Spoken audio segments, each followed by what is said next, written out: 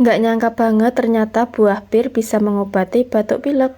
Ada cengkeh, kayu manis, buah pir, dan jahe. Siapkan air, masukkan kayu manis, cengkeh, rebus sampai aromanya keluar. Cuci bersih buah pir, kemudian kupas kulitnya. Potong-potong lalu rebus bersama cengkeh dan kayu manis tadi selama 10 menit.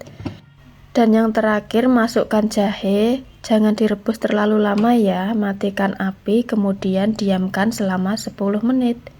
Ini tuh uapnya saja sudah bisa bikin hidung plong ya. Tambahkan madu dan sajikan selagi hangat lebih nikmat. Selamat mencoba.